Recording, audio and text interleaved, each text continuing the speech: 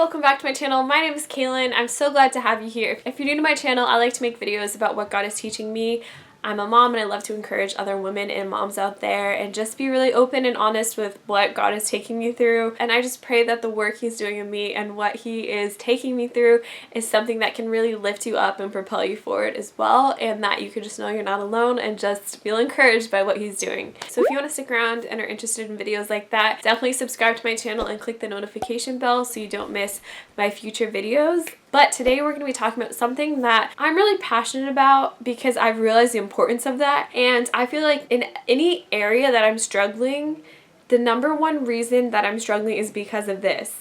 And that is because I have just lost track of my vision, or maybe I never even established a vision in the first place. So I'm going to be giving you some examples, but I really think this message will encourage you because there's got to be some area of your life where you're struggling. And I just want to talk to you about how having vision helps us get through those struggles. Okay. Without vision, we are lost. I mean, imagine you're on this expedition, you're on autopilot for so long, whether it's in your marriage or with your job or whatever. You just wake up one day and you're like, you're in the desert. You're in the desert. You don't like it and you want to get out of there. You forget that there is a bigger picture at hand. When we lose our vision, we want to give up when things are hard. So if you're struggling in any area of your life and feel like totally overwhelmed and just spent recalibrating and refocusing on your vision, I bet you is going to make such a difference and give you so much more fuel and give you so much more life to stay focused on what you have at hand, whether that's motherhood, whether that's your job, whether that's marriage. It's so valuable to remember why you started, remember why you said yes. So I'm going to dive into an example, and that is going to be marriage. Certainly some people have a not very godly vision of marriage, whether they're Christian or not. I think we're all susceptible to kind of getting our ideas confused about marriage and what the purpose of marriage is. But as a woman who believes that the Bible is filled with truth that is going to benefit me and bring me life, I believe what it says about marriage being a covenant and how it can show the unity we have with Christ, with the world, and just be a picture of God's love for us. And I also believe that we can grow tremendously through marriage, and that is just an incredibly valuable part of marriage. But at the same time, I don't think that all the time. I have in the past, and I can still fall into mindsets about it being about me, what's comfortable for me in my marriage, how my husband Alex makes me feel, what I'm getting out of it, how things are affecting me. I can take everything personally that he says and just be really self-centered about things. If we're going through a hard time, if things are uncomfortable, those deep wounds that are inside of me are being triggered and I just want to run because it's not comfortable and he's not making me feel these ways that I want to feel right now in this moment or this past year, whatever it may be, it's easy to want to just get out of it because we're not feeling, those feelings of love. Maybe you share the same vision that I do about our marriage expressing our oneness with Christ and being a picture of love to the world. Or maybe you never even had that vision when you got married, and your vision when you got married was kind of self-centered and about how he made you feel and all these lovey-dovey things, and not really about just focusing on the value of commitment and how that is such an incredible picture of God's covenant love to us. You can reshape your vision even after you're already on the journey of your marriage.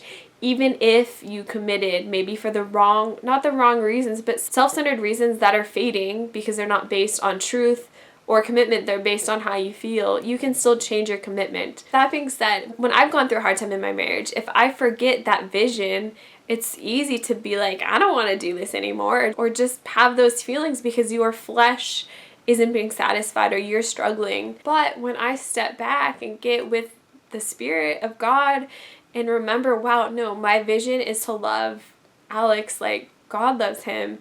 Though I can't do that perfectly, that is what I'm made for. And that is what His Spirit in me is longing to do, is really just to love and to submit to Him. And when I have that vision that I want to be committed to this and to what we've created, like God is committed to me. And to have the vision that even though things are uncomfortable, I believe in a God who wants to refine me through this, and I don't want to escape. I don't want to run because things are hard. I believe that even though things may feel so terrible and maybe there feels like there's no hope of Him changing or things like that, I still believe that God is greater than that and that He can grow me and teach me in this. So grabbing onto that greater vision is something that will keep you going forward when things are hard. Another example is work. So many people feel burnt out at their work.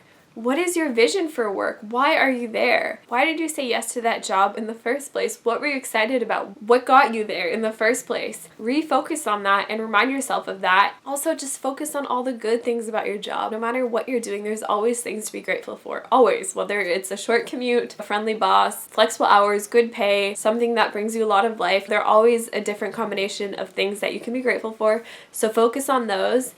And if you feel like you don't have vision, ask God, am I supposed to be here? Is this a job I just ran to when I wasn't yielding this part of my life to you? Or is this somewhere you really want me to be? And He will either remind you while you're there, or maybe you will feel led to open that door up for Him and ask God, where do you want me? Do you want me somewhere else? Is this not where I'm supposed to be? Maybe He will give you vision for something new. I find that motherhood is something I have to constantly remind myself of, the value of it and why God has called me to this. Not because I don't love being a mom. I love being a mom, but being a mom is hard, and doing stuff around the house, being a homemaker, that sort of stuff can be really draining. So if we forget why we're doing it, if we forget that we can do all these things unto the glory of God and have such joy and satisfaction in doing that, if I forget that my children are truly a gift from God and just all the amazing things I get to step into as their mom, from most basically aspiring to love them as Jesus loves them and show them the love of God in everything I do. I'm not perfect at this, but this is my vision. This is my desire, to show them God's love in what I do and how I talk to them, teaching them both by how I live